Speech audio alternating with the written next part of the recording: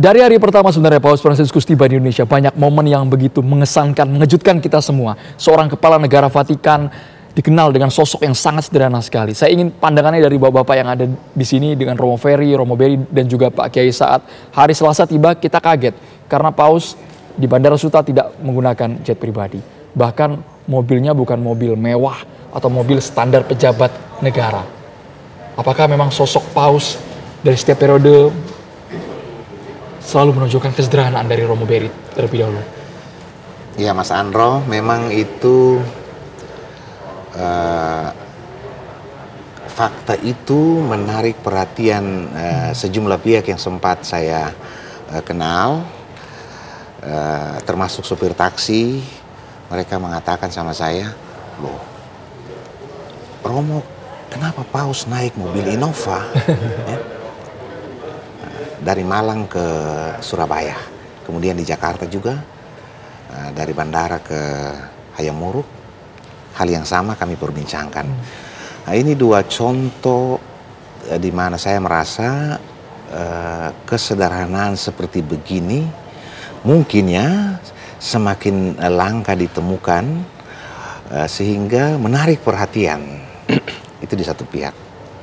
Tapi di pihak lain sebetulnya kerinduan hati manusia senantiasa hidup dari zaman ke zaman untuk menyaksikan seorang sosok teladan yang mempraktekkan nilai-nilai, banyak nilai.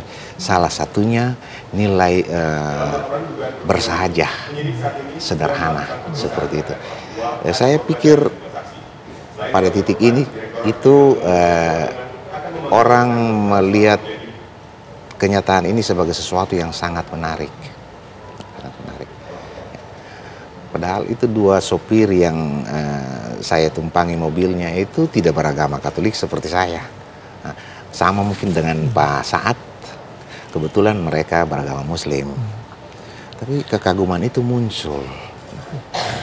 Bersahaja sekali Romo Beri. Romo Beri juga melihatnya bahkan ketika tiba di Jakarta sampai di kawasan Sudirman Tamrin tak ada jarak sama sekali antara Paus Fransiskus dan juga masyarakat. Bisa interaksi, bahkan sempat mobilnya stop di tengah jalan, menyapa warga langsung, bersalaman, Romo Beri.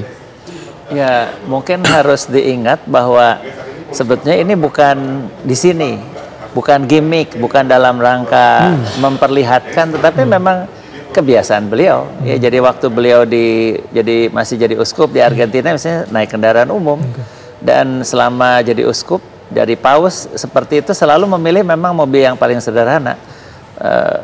Di Italia mobilnya Fiat dan bukan mobil baru begitu ya. Pernah dibeli Ferrari langsung dijual, uangnya disumbangkan untuk orang lain.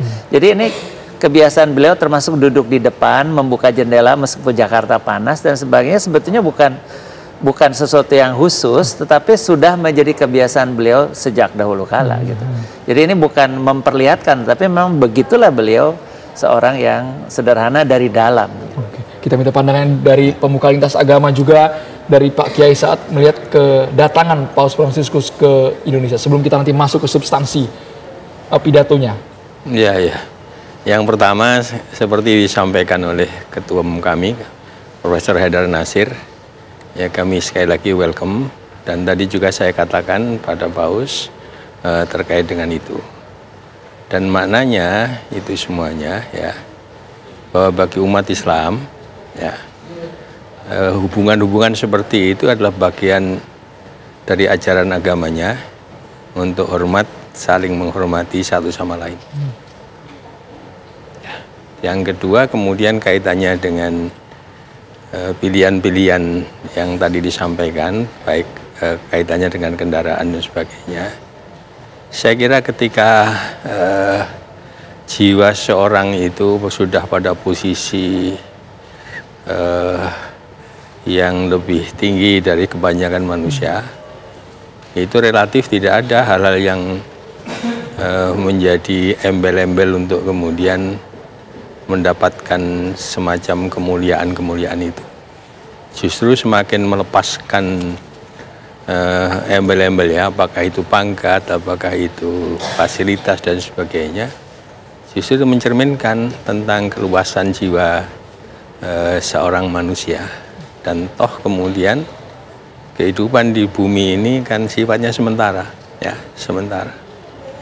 Jadi ketika kemudian ada hal-hal yang menjadi beban bagi pikiran-pikiran jiwa-jiwa kita itu, justru kemudian jiwa kita itu semakin kemudian tersandera oleh urusan-urusan yang sifatnya duniawi. Yang menarik juga Bapak hari ini di Masjid Istiqlal ada penggalan kalimat pidato Paus Fransiskus. Jika saya kutip, Paus Fransiskus menyatakan harta paling berharga Indonesia itu sesungguhnya adalah harmonisasi, bukan tambang emas. Nanti maksudnya apa kita telah bersama sesaat lagi hanya di Kabar Khusus pemirsa.